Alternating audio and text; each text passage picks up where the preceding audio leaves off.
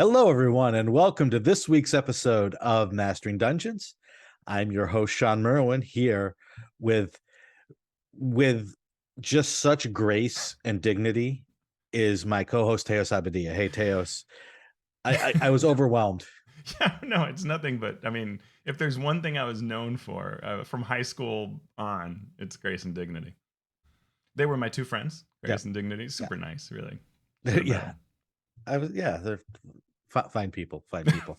The nicest folks. We have so much to get into today that we're not going to goof around anymore. We are going to jump straight into our Tweetbag and Patreon missive section because we have more questions than we know what to do with. And we will get to them over time, and we may even have to have a show where we just focus solely on questions and comments from listeners. That could be fun. But the first one comes in from Code Chemist on Patreon, who shares a favorite Paranoia Gear story. When we talked about equipment last week, I brought up how Paranoia actually uses equipment to get into the flow of the game, the sort of humorous tone of the game, and it actually affects the adventures and the characters. And so Code Chemist tells this story.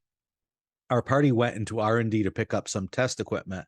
One player got a handgun labeled Traitor Killer, and your whole thing in Paranoia is watch out for traitors. So at some point during the game, we were attacked by some mutants, and he aimed the gun and pulled the trigger.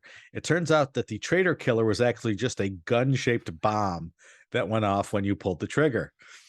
Due to fluke roll of the dice, he took no damage, and the enemies all got blasted. He reported back to R&D that the prototype worked great. That's awesome. And that's exactly how I want my equipment to work in my games as well. Yeah, I mean, I that's want fair, there to be right? fun stories behind them, right? Mm-hmm. I Yeah. want that necklace of fireballs to randomly go off if something goes wrong, which it used to do, right? In first edition, Yeah. you made saving throws for your equipment, and if it failed, it That's exploded. right. So That's right. It you could did. have all that sorts of Wow. things. And would that add fun to a game? For some people it might, for some people not, depending on how much chaos you love in your game. Yeah, no, it's fantastic. We're gonna talk a little bit more about equipment and stuff later, but yeah, I love stories like this, and it really does highlight the kind of things that stick in our minds and make for awesome stories, and how that. Yeah, I mean, again, I'll say it. It's not from just having like equipment that's just all in the background, right? It's like, why does it come to the forefront? Mhm. Right. The next question comes from Thomas Christie at D20 Play. And Thomas says, my favorite adventures to run are concise in their descriptions. This trait has varied tremendously over the years, from first edition's G1 having 10 encounters per page to some second edition adventures where they have 10 pages per encounter. Now, Thomas exaggerates a bit, but not a lot. There were some encounters that did go on for pages. Uh, it is interesting that being concise seems to be at odds with pay, which is often by word count. Any designers have thoughts on that? Should profit sharing be a better method of payment?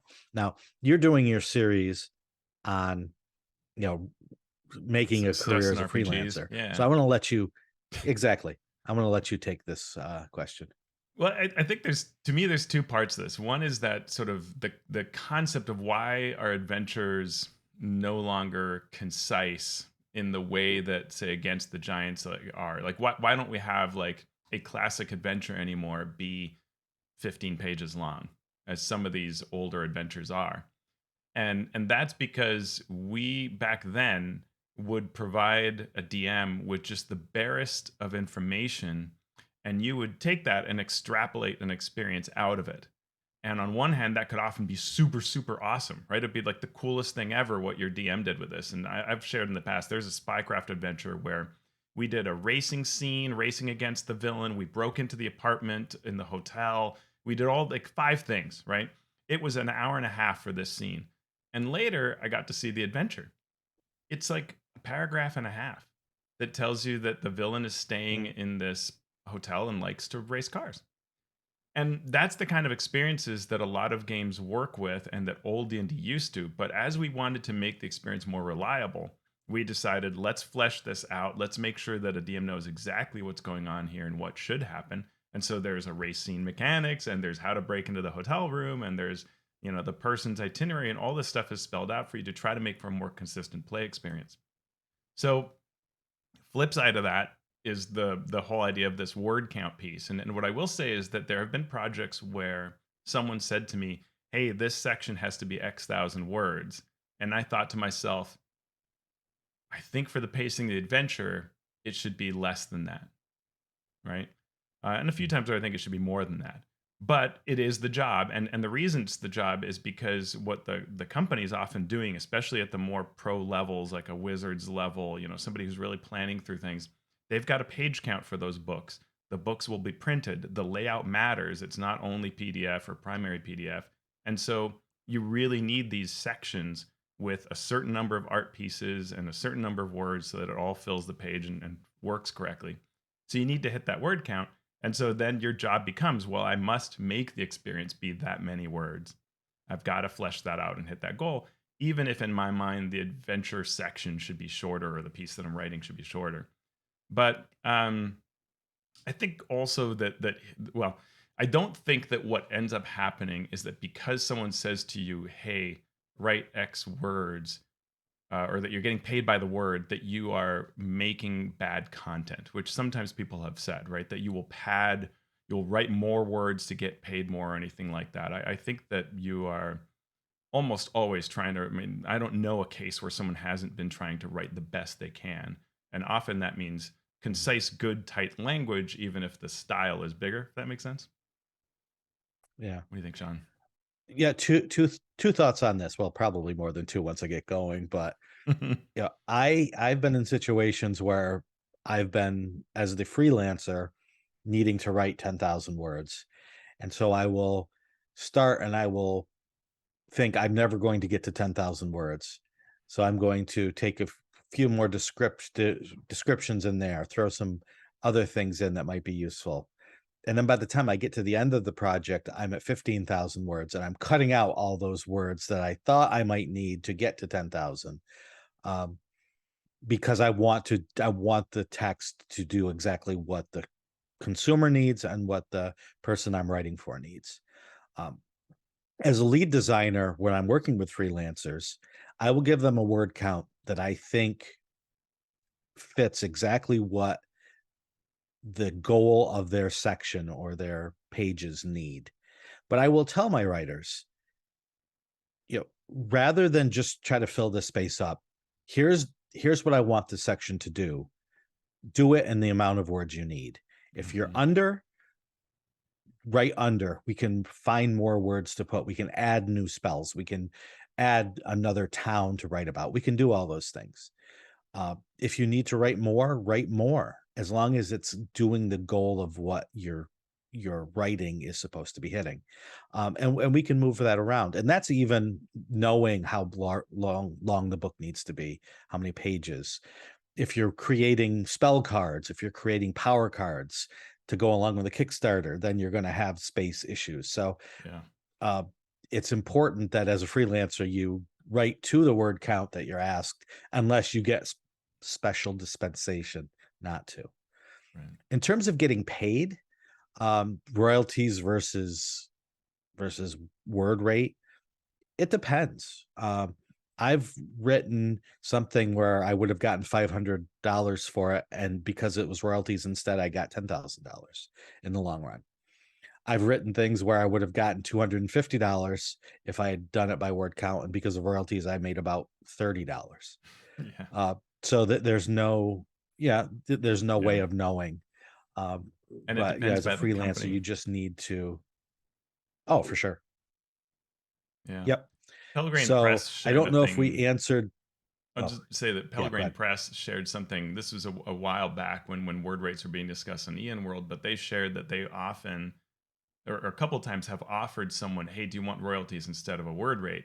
And that in their experience, every time they did that, the person would have been better off getting a word rate because their sales volume was low enough, and the royalty they could afford to pay was low enough that it didn't work that way because they're using adventures in a different way, right? And so that's tough where you don't Yeah. know how many sales you're going to have, and royalties generally are going to be post costs, right? That's the way almost anyone's going to offer it to you. So Right. you start with zero payment, and then once that studio, company, whatever, has made their money back and are at the zero level, then you're getting it off of that profit. And that can take a long time. And on some DMs Guild projects, you would never get a royalty payment, because the reality is those royalties are paying off costs for quite some time, sometimes years, sometimes forever. Yep, it's true. So thank you, Thomas, for that question. And now we have something from Andrew Bashinsky at Sword Compass, also known as the winner of the 2021 D&D DM Challenge. Yeah. So Andrew writes, I saw this tweet, obviously from a different industry, but I'm wondering if Mastering Dungeons would want to tackle the topic of how both making art and, quote, total unwillingness to cooperate fit into making tabletop role-playing games, especially relating to preserving a vision within a collaborative industry. And the tweet that Andrew was talking about was one line and then a quote from Joni Mitchell. The line is, artists tend to be free thinkers who march to the beat of their own drum. That was the tweet. And then the quote from Joni Mitchell is, I heard someone from the music business saying they are no longer looking for talent. They want people with a certain look and a willingness to cooperate. I thought that's interesting, because I believe a total unwillingness to cooperate is what is necessary to be an artist, not for perverse reasons, but to protect your vision. The considerations of a corporation, especially now, have nothing to do with art or music. That's why I spend my time now painting. So again, Joni Mitchell, musician. And boy, we could have a whole episode about this, and I say this all the time. But let me talk about RPGs as art, because I think that's an important thing to take away from this.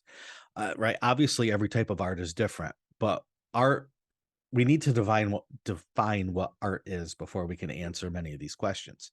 So one definition is that art is a distillation of senses, or a group of senses down to its essence. So when you think of the visual arts, painting, sculpture, it's a distillation of sight, and then the thoughts and emotions that sight provokes in the piece.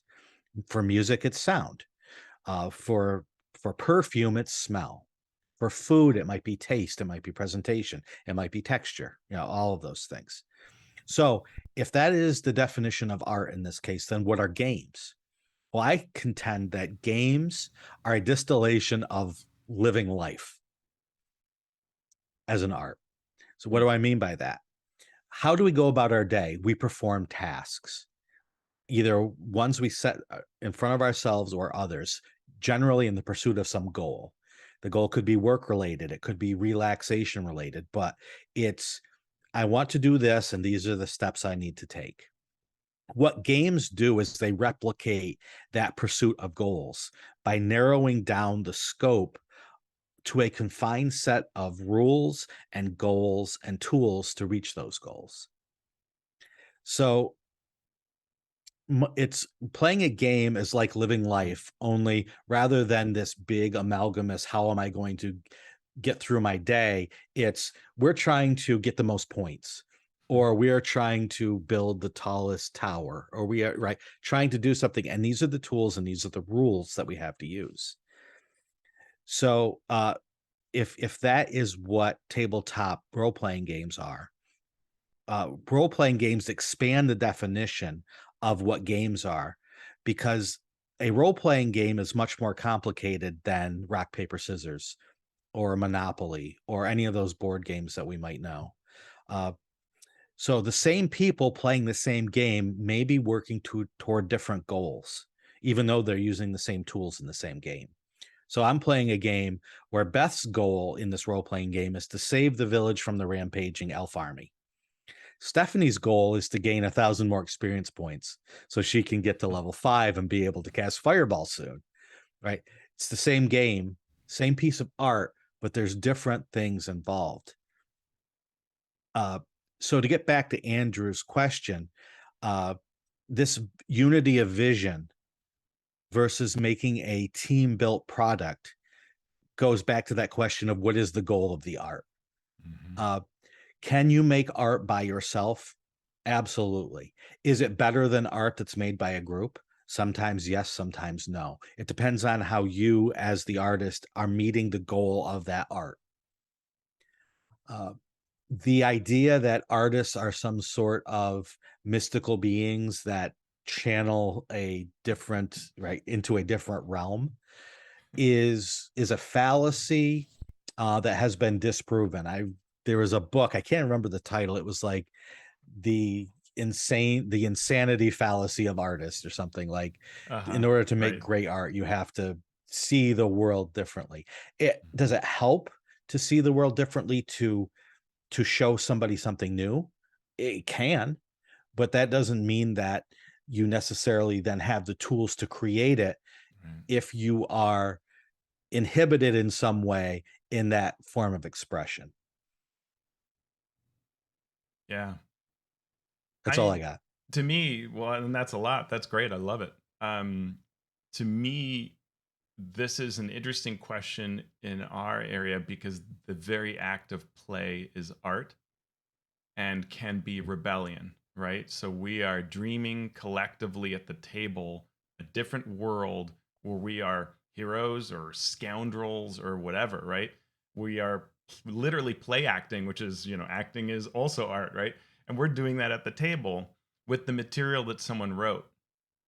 And Mhm. as designers, we're creating that piece, right? We're creating the script, but it's not even a script in the normal sense. It's all these ingredients that DMs and players are going to feed off of, and all of that is art. And sometimes the best way to get that outcome is following a careful process. It's working with others well on a team. It's sticking to plans, and that can seem really counterintuitive, but it is still art, and it's still part of the art process to work that way.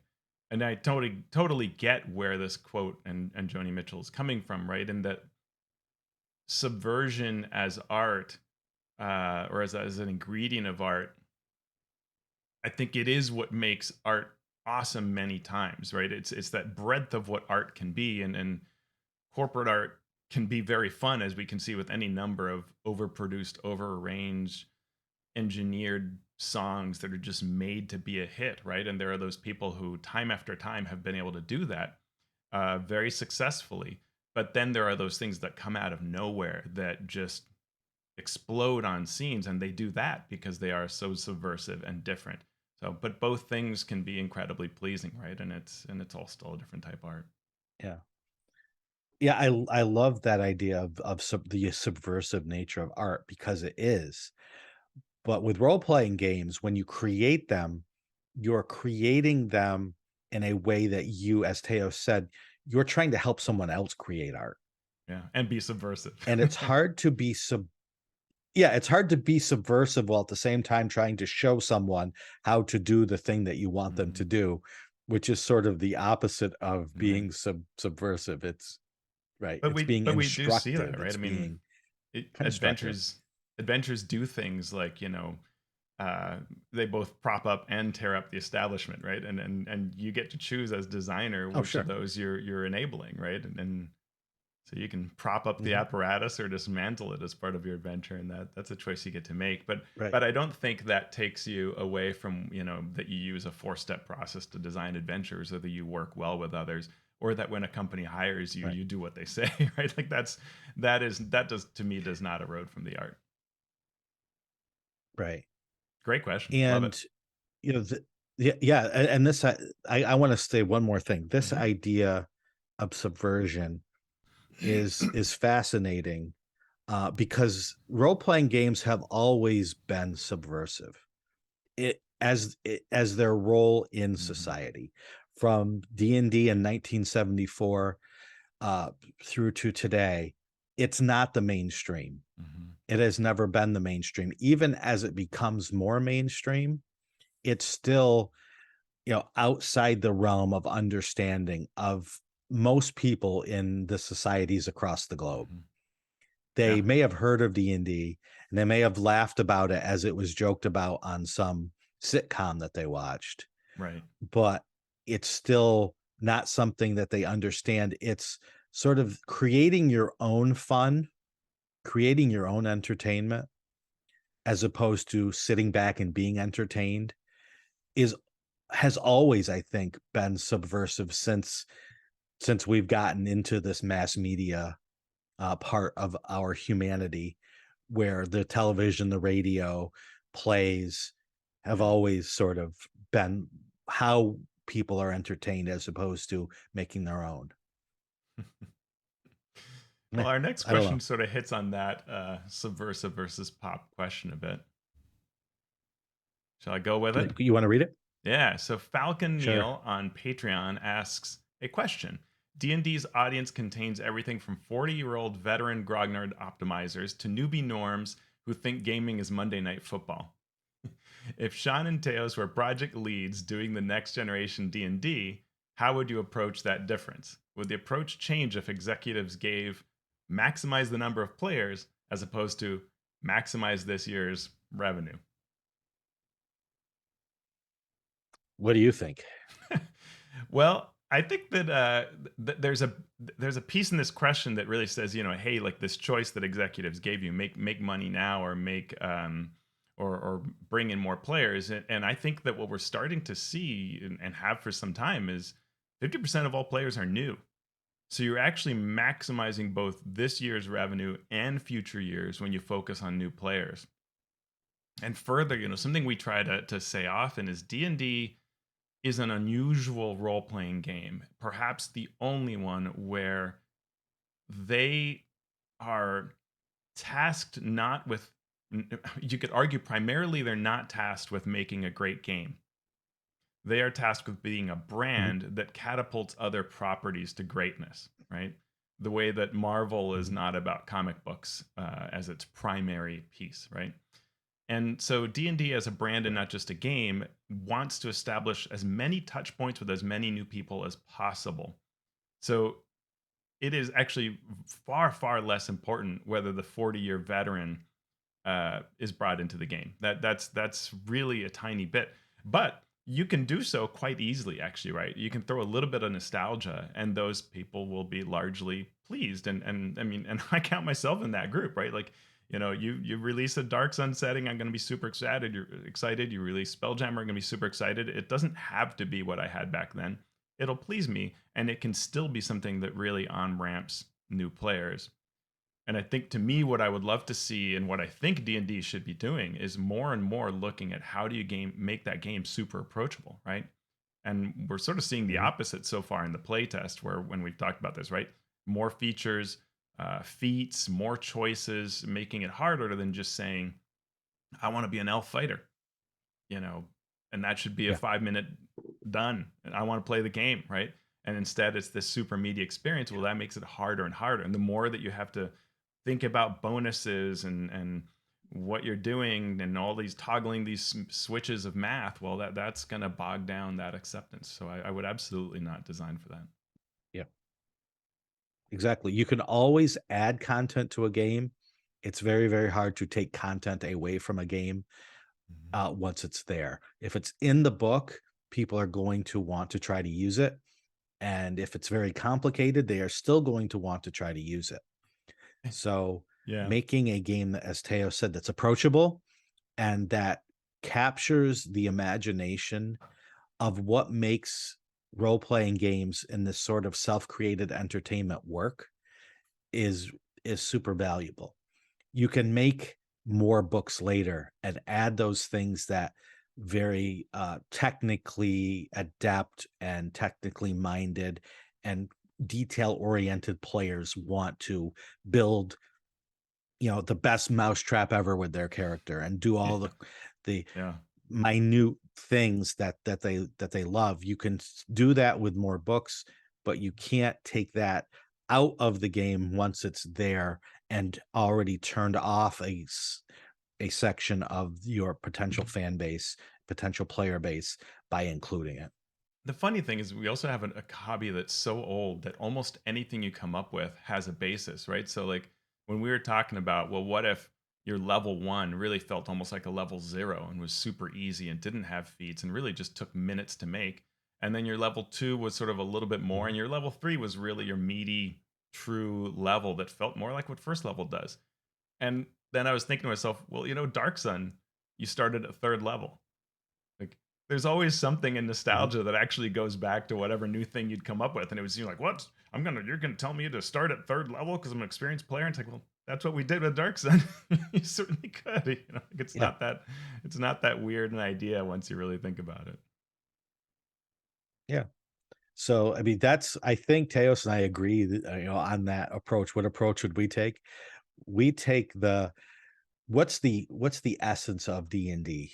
Hmm. What brings millions of people to play every year and makes them happy and makes them excited for their weekly or monthly or yearly game? And let's distill that down to its essence and find a way to make that accessible to everyone. Um, Yeah. yeah. Good Well, thank questions. you for Whew. all of those questions. Yes, great questions. And now we have just as much news to cover, a lot happening. I'm going to let you take the first one because I haven't Sure. read it yet. Well, this is Chris Perkins on leveling up our creative process, learnings from Spelljammer. And it also includes new errata, which can be kind of easy to miss this errata document. But a lot of what you're going to immediately see if you go to D&D Beyond and check this out. Well, first is that it's on D&D Beyond. So there was this whole thing that was done where D&D said, "Hey, we've got a new D&D studio blog on the D&D website, and we're gonna tell you about all these things." And in fact, the D&D Studio blog's last posting was about the Hadozi incident with Spelljammer and the issues that happened there. But this is now on D&D Beyond. So are we moving away from the D&D Studio blog? Oh, hard to know. But we are now on a blog on D&D Beyond, and here Chris Perkins talks about how they have learned from the issues with the Hadozi. They are instituting an inclusion review process.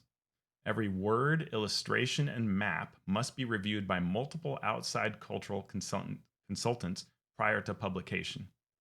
Inclusion reviews are going to take place at least once during each of three phases that they talk about: text creation, art creation, and the final product review. In that final phase, the cultural consultants are reviewing all three things pulled together, or all two things, I guess, the art and the text in the layout. They're seeing that all together. The consultants at each of these stages are creating written reports, which are shared with studio leadership. The product lead works with the art director and managing editor to develop a plan to address any issues that are brought up. Feedback and changes are compiled for review by consultants and the studio's executive producer, and after it's all approved, the plan is implemented. If new content is required, that new content gets an inclusion review. Reprints, when a book is reprinted, will also get an inclusion review, which is sort of amazing, right? So, because reprints happen a lot with 5e, much more often than previous editions. So, every time they're reprinting the book, they're going to give it a review and see whether it needs to have that change to it, which is kind of amazing from a errata standpoint.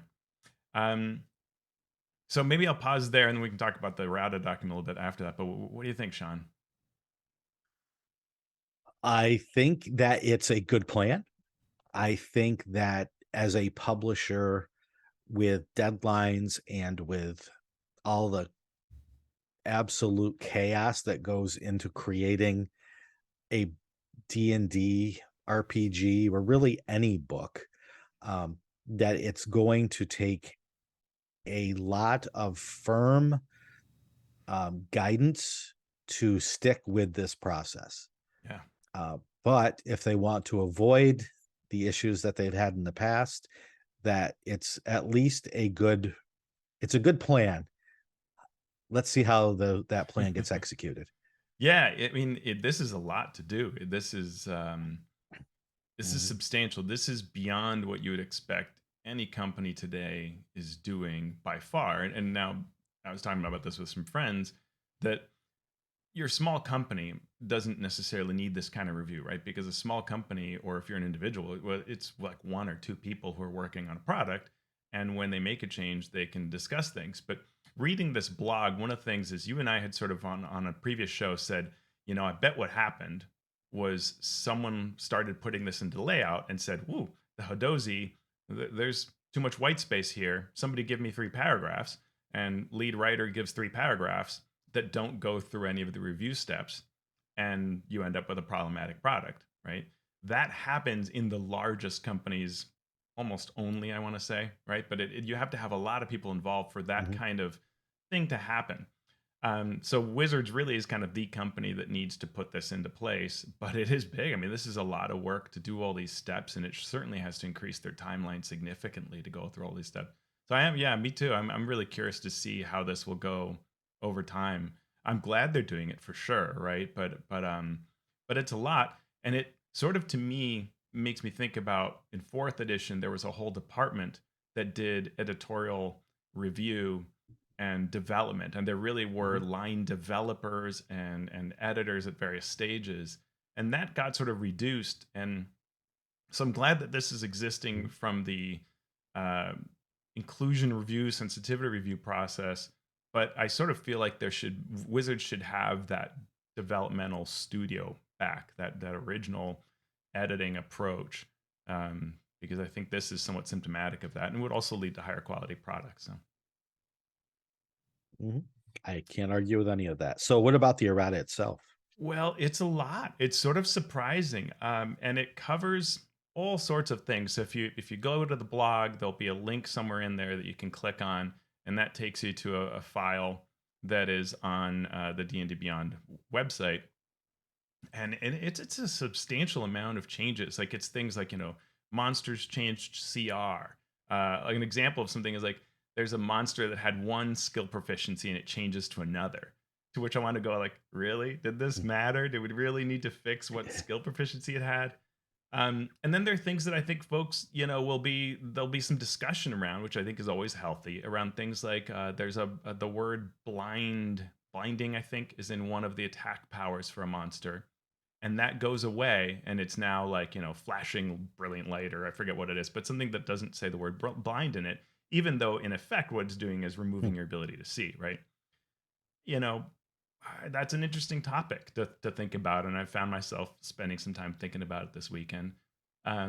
There is a species that was described as androgynous in the Spelljammer setting, Mhm. and that has a biological aspect to it, right? But now that is removed, so now I guess Hmm. they have genders like you would by default expect.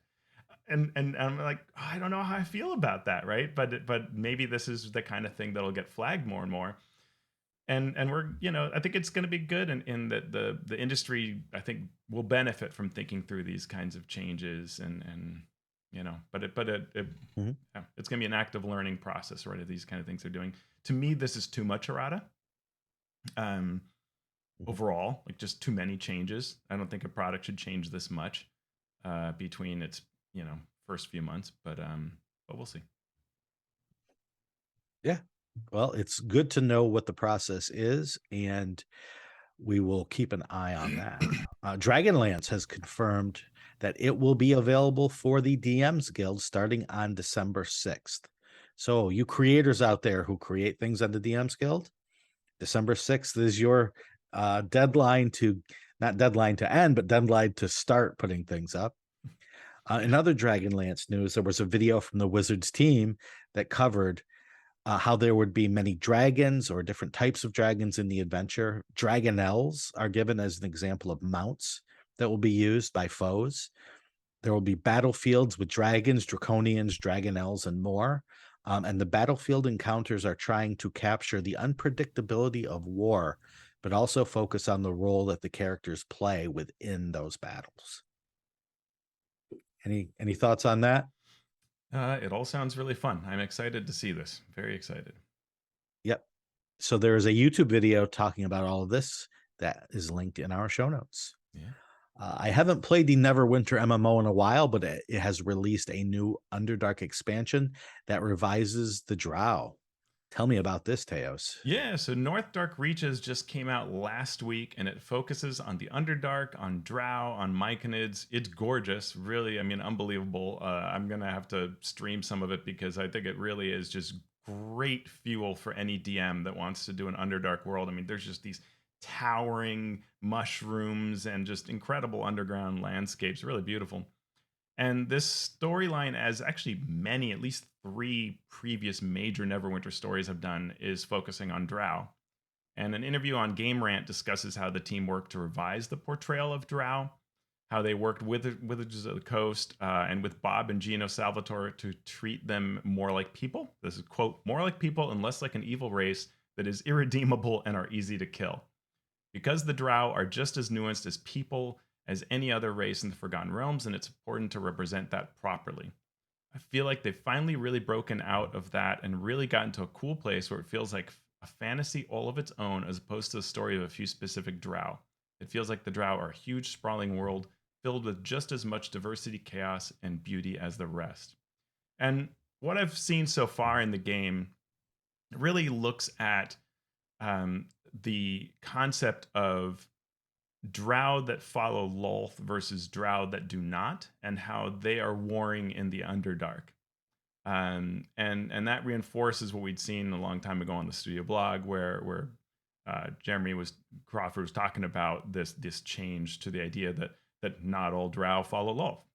And so that then creates this diversity in how you can portray Drow. So you're working with some Drow against other Drow and all of those different stories. But yeah, it's interesting. This is the 24th storyline released for the MMO. Kind of impressive.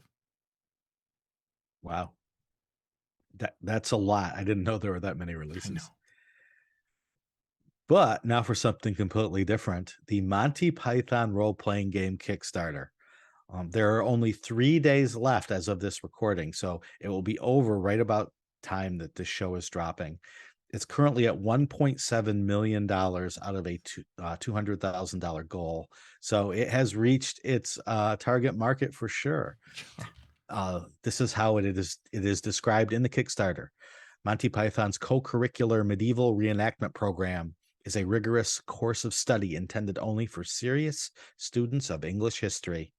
It is by no means a complete and comprehensive manual for running imaginative, highly unpredictable, medieval-themed role-playing games based on the complete comedic output of Monty Python with one's friends. This looks like it is a licensed product. It's good to know. It looks very odd, as you might guess. The Kickstarter itself is humorous to read through.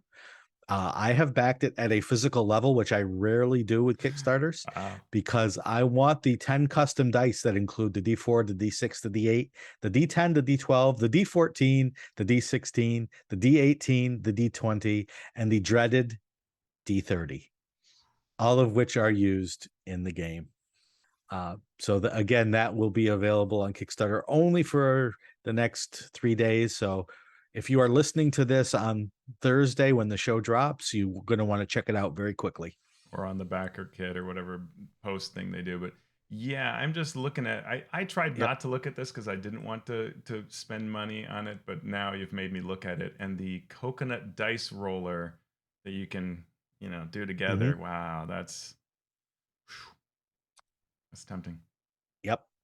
And there's a lot of spam talk in the what you get, like an original rules light system with spam, guidance on designing adventures with spam, lots of spam, 16.2% more spam as the stretch goals fall. So yeah, I mean, just nostalgic wise, I will never probably play this game, but just to give it a glance, I think has to happen. Just in time for Christmas, we also have the Game Master's Books of Legendary Dragons from Macmillan Publishing. So Macmillan is no joke. Macmillan made $1.4 billion of revenue in 2021. They are a large publishing company that own many imprints and are connected to many other types of media. And they are putting out Game Master books now. So this Game Master book, the one of Legendary Dragons, readers will find more than 24 truly epic beasts, each which come with a complete backstory, history, motivation, layer actions, legendary combat actions, and more. They are designed to be worthy of focus to any campaign. You will also find new dragonkin, wyverns, drakes, kobolds, and dragon races, plus new dragon-related organizations, skills, classes, and magic, including dragon riders, dragon hunters, enhanced spells. You get the idea. Mm-hmm. So I saw this and I was like, wow, that's interesting. First of all, Macmillan's publishing it, and it's the first of 4 books. I didn't even notice the first 4 or the first 3. And then I saw the names that were attached to it. Some of them you may sound familiar. Aaron Hubrick, Dan Dillon, and Cody C. Lewis. I'm like, but Dan works for Wizards of the Coast. What's going on here? And then I looked at the cover, and the other two names I saw on it were Hake and Pinto, as in Mhm. James Hake, who is one of my peers at Ghostfire Gaming and who worked on many Wizards of the Coast and Critical Role products, and James Pinto. I assume it's James Pinto, who is associated with Seventh Sea as well as the Legend of the Five Rings game. So Wow. that's some Dan Dillon being, of course, a Wizards of the Coast designer. So I don't know if this was a book that was published earlier and is just getting like a new focus because of Dragonlance coming out. But they're also Game Master Book of Non-Player Characters, the Game Master's Book of Random Encounters, and the Game Master's Book of Traps, Puzzles, and Dungeons. And I just find it fascinating that we Yeah. are seeing so much uh, D&D focus by these larger publishing companies and other media empires are getting in on the D&D act. And it looks like they have published a lot of war game type stuff in the past, so they're not new to the gaming arena overall, but clearly expanding into this more RPG area. That's very interesting. Mhm. Tell me about D20 Monkey, Brian Patterson. So, a lot of listeners who have been around for a while will remember that Brian Patterson, aka D20 Monkey, is an artist and cartoonist. He developed the AlphaStream logo, for example, and I highly recommend working with Brian. He had a long running comic strip that he ran that had sort of several different themes to it. And one of them was a very Cthulhu horror aspect. Innsmouth Garden Society was a fan favorite. And he has begun to release it again, and it is unbelievable. He's supporting it through his Patreon, so definitely check that out. And then the strips that have been out so far are just incredible art, really cool story and theme to them. So highly recommended. Link in our show notes. It's fantastic, and I'm excited to see where this story goes. Mm. From D20 Monkey to Kobold Press. Kobold Press is hiring a community and social media manager. The job duties include social media posting, weekly newsletters, press kits, and more. They do give a salary for this. It's full-time remote from 47 to $57,000 a year, including paid annual leave and company health care plan. Applications close November 18th. So if you're hearing this the day it drops, you only have a day to get in your application. Last but not least, well, not last, but definitely not least, a an article came out just today, just this morning, about Hasbro and how its stock is tanking today because of this article and because of what this article talks about. The Bank of America, who rates stocks, has double downgraded Hasbro stock today as of this morning. And the last I checked, it was trading down over 8% as we record. Wow. And why is that? It's all about Magic the Gathering. So the report that came from the Bank of America regulators says that we are downgrading Hasbro to underperform after conducting a deep dive into the company's Magic the Gathering business. Hasbro is overproducing Magic cards, which has propped up recent results, but is destroying the long term value of the brand. Card prices are falling, game stores are losing money, and collectors are liquidating as large retailers also cut orders. Hmm. We've talked about this in terms of overproducing role playing game material, but Yeah. we've never talked about it in terms of doing it for Magic the Gathering. And it seems that people are paying attention to this downgrade, and the stock is plummeting the last I checked. And I wonder if this is the same. I wonder if both sides of Wizards are doing this, right? If because we reported before that one of the things that happened was Hasbro said, "Hey, look, Wizards of the Coast is high profit, right? So incredibly profitable compared to the rest of Hasbro. You should make more products." So they did that, And maybe both sides are experiencing a little bit of this, like, oh, Strixhaven, I barely remember you, but I really wanted to actually focus on you, but I kind of got caught up in all this other stuff. And Fizzbands, I barely got to read it. And so there's that possibility that this is happening in both Magic and D&D, and I'm curious whether we're going to see more of that, or maybe not. Maybe it's fine, but that's interesting. Stocks tend to recover. I'm not Yeah. really worried about It's the long term. yeah. Magic has been up and down over the years, but overall really up. So I'm not particularly worried for Magic, but it's a good question. Yeah, and I think it's an important question too in terms of as Hasbro pays more attention to Wizards of the Coast. We've talked about why has 5e succeeded and can the success continue, especially with people who might be much more focused Hmm. on short-term and long-term profit over the viability of it as a brand and as a game come into power and come into focus, what will happen? And Yeah, this may be that first look at what is happening. yeah, fascinating. Hmm. And last bit of news, Matt Colville talks about what are dungeons and equipment for. We talked about equipment last show, and not long after that, I didn't see this before we did our show, and I assume you hadn't as well. I don't know when it went up, but Matt gives his thoughts on the game and equipment's role in it. Would you like to summarize for us, Teos? Yeah, I was really surprised to see this. It had been a video that a couple people had shared, and so I went and looked at it after we recorded last time, and I'm like, oh, this is like so related because he holds up the 5e sort of adventuring gear chart and goes, look at all these items. When's the last time this came up in your game, right? Which was a lot of what we were asking last episode. And he says, this is all just nostalgia. And he goes into talking about, why is it a 10-foot pole? Well, because back then the squares were 10 feet, and so you needed to cover that, reach across to tap the next square. And how all of this just was based on this old style of play. But then he kind of goes into another area that I thought was really interesting, where he says 5e is no longer a dungeon crawler, whereas the original forms of Dungeon Dragons were not only a dungeon crawler, but they were kind of a horror resource game where you had to pit yourself against the dungeon to see if you were going to survive. And in fact, the answer was almost always no. It was just a question of how long can you go. It's almost like a horror movie, right? Like, how long will your character go until they fall prey to some trap, trick, whatever?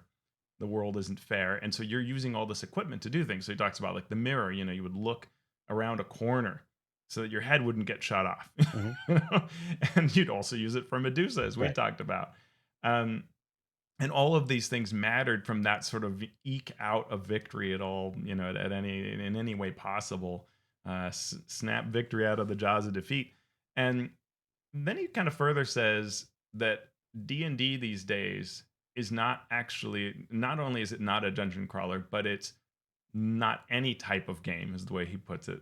That it's generic play, because if you do any one thing, that will be used against you, right? And so he says, like, Call of Cthulhu is a horror survival game where you're going to die, and therefore it can't Mhm. be all these other things.